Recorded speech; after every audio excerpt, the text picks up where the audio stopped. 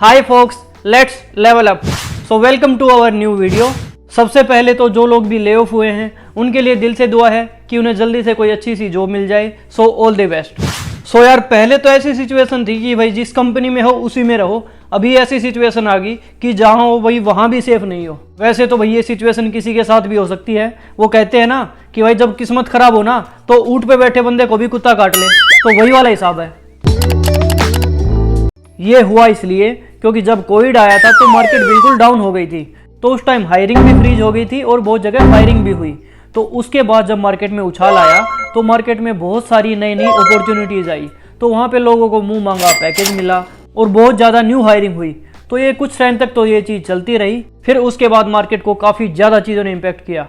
For example Russia Ukraine war, उसकी वजह से इन्फ्लेशन काफ़ी ज़्यादा बढ़ गया, जिसकी वजह से इंटरेस्ट रेट को भी काफ़ी ज़्यादा हाइक करना पड़ गया। समझ नहीं आ रहा ये रसिया यूक्रेन वॉर है या बेंगलोर का ट्रैफिक है, खत्म ही नहीं हो रहा। मोस्टली कंट्रीज की मार्केट इंपैक्ट हुई, जिससे आईटी के ऊपर भी बहुत बुरा असर पड़ा।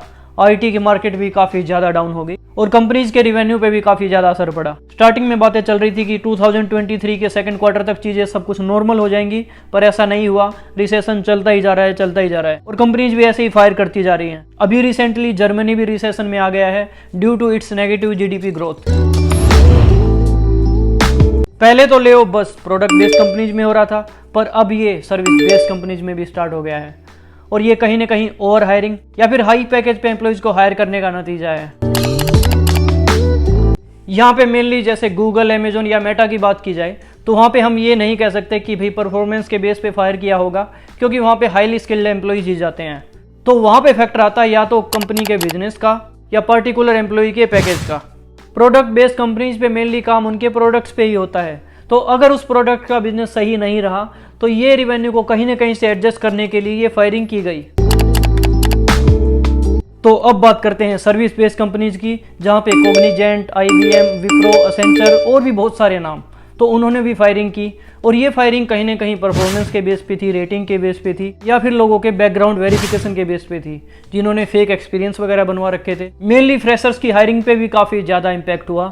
कहीं ना कहीं उनकी ज्वाइनिंग को पोस्टपोन किया गया या फिर उनके ऑफर को ही रिवोक कर लिया गया या फिर एक एंट्रेंस टेस्ट के बेसिस पे उनकी ऑफर को रिवोक कर लिया गया। तो मार्केट में एक और नया फंडा आया जो था मून लाइटिंग, जिसके बेस पे भी काफ़ी ज़्यादा फायरिंग हुई। तो मून लाइटिंग का मतलब अगर मैं आपको समझाऊं तो जैसे एक गर्लफ्रेंड होती है तो वो अपने बॉयफ्रेंड को भी चला रही होती है और साथ के साथ में अपने बेस्ट फ्रेंड को भी चला रही होती है। तो भाई इसे कहते हैं मून लाइटिंग, मतलब दो ऑर्गेनाइजेशंस के लिए एक ही साथ काम करना। बहुत सारी कंपनीज ने ओवर हायरिंग इसलिए भी की ताकि उन्हें नए प्रोजेक्ट मिले और जब भी नया प्रोजेक्ट आएगा तो उसमें उन बंदों को डिप्लॉय कर दिया जाएगा। पर ऐसा नहीं हुआ तो लोगों से वॉलंटियरली रिजाइन डलवाए गए या फिर डायरेक्ट फायर ही कर दिया गया। आपने बहुत सारे पोस्ट लिंक्डइन पे देखे ही होंगे। तो अब बात आती है कि हम इस सिचुएशन का सामना कैसे करें। तो इसके लिए मैं आपको 6 फैक्टर बताऊंगा। तो चलिए पहले फैक्टर की तरफ बढ़ते हैं। तो खुद को टेक्नोलॉजी से अपडेट रखें। अपडेट रखने का मतलब ये नहीं है कि आपकी जॉब सेफ ही रहेगी। अगर टेक्निकली देखा जाए तो गूगल, अमेजोन वाले बंदे भी निकले हैं, तो हम ये नहीं कह सकते कि हमारी जॉब सेफ रहेगी। तो अपडेट रखने से फायदा क्या होगा कि आपको नेक्स्ट जॉब पाने में काफ़ी ज़्यादा आसानी रहेगी। चलिए अब नेक्स्ट पॉइंट की तरफ बढ़ते हैं। तो ये सबसे इंपॉर्टेंट पॉइंट है क्योंकि मैंने ये बहुत ज़्यादा फॉलो किया है और इसने मेरी काफ़ी ज़्यादा हेल्प की है। हमेशा नोट्स बना के पढ़ें। उससे आपका फ़ायदा क्या होगा, अगर आप नोट्स बना के नहीं पढ़ रहे तो आपको बार बार वीडियोस देखनी पड़ेंगी, वहाँ पे आपका बहुत ज़्यादा टाइम जाएगा। तो आप क्या करें, एक बार लेक्चर्स देखें और उनके नोट्स साथ के साथ बनाते जाएं। तो उससे फ़ायदा क्या रहेगा कि आपका बहुत ज़्यादा टाइम बचेगा। तो जब भी आप इंटरव्यू वगैरह देंगे तो आप एक दिन में ही अपना रिविजन आराम से कर पाएंगे।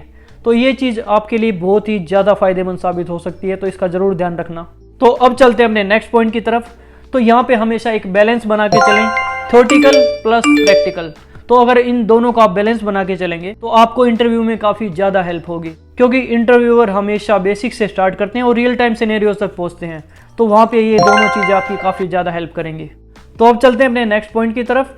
तो हमेशा अपनी naukri.com की प्रोफाइल को अपडेटेड रखें। वहाँ पे प्रोफाइल समरी, स्किल सेट, हर चीज़ को अपडेटेड रखें। और जब भी आप सुबह उठें तो उठते अपनी प्रोफाइल को अपडेट कर दें। वहाँ पे अपना रेज्यूमे डेली अपलोड कर दो या फिर कहीं पे डॉट लगा के उसको सेव कर दो। मतलब प्रोफाइल हमेशा लेटेस्ट में आनी चाहिए। ये चीज़ भी आपकी काफ़ी ज़्यादा हेल्प करेगी और वहाँ पे जॉब्स के लिए अप्लाई करते रहें। अब चलते अपने नेक्स्ट पॉइंट की तरफ और यहाँ पे आता है लिंक्डइन। तो लिंक्डइन का इस्तेमाल आप ढंग से करें। इंस्टाग्राम को थोड़े दिन के लिए भूल जाएं और अपना वो टाइम लिंक्डइन पे इन्वेस्ट करें। और यहाँ पे आप लोगों को रीच आउट करें, अपनी फील्ड के बंदों को ऐड करें और उनसे थोड़ी गाइडेंस वगैरह लें। वहाँ पे अपने कनेक्शन बनाएं, HR लोगों को ऐड करें, क्योंकि वहाँ पे बहुत सारे लोग जो पोस्टिंग्स डालते हैं, तो वहाँ से आप रेफरल आराम से ले सकते हो, या किसी को भी आप रेफरल के लिए पूछ सकते हैं। तो लिंक्डइन पे भी जॉब अप्लाई करने का ऑप्शन रहता है, आप वहाँ पे जॉब वगैरह अप्लाई कर सकते हैं। अब चलते हैं अपने नेक्स्ट पॉइंट की तरफ, जो कि है चैट जीपीटी।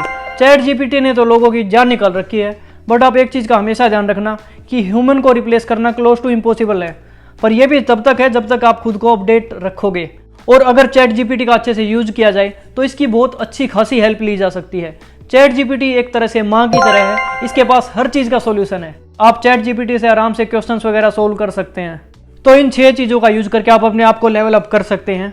होप करते हैं कि लास्ट क्वार्टर तक सब कुछ सही हो जाए, क्योंकि बहुत जगह फायरिंग हो रही है तो बहुत जगह हायरिंग भी हो रही है, तो थोड़ी बहुत जगह पोजीशन को बस होल्ड पे डाल दिया जा रहा है। मैंने भी रिसेशन के टाइम पे स्विच किया है। बहुत सारे लोग बोल रहे थे भाई ये हो जाएगा वो हो जाएगा, पर कोई नहीं यार, रिस्क है तो रिस्क है, सिचुएशन का सामना हमें अब करना ही पड़ेगा। तो जो भी किस्मत में लिखा है उसे कोई नहीं रोक सकता, but we can hope for the best.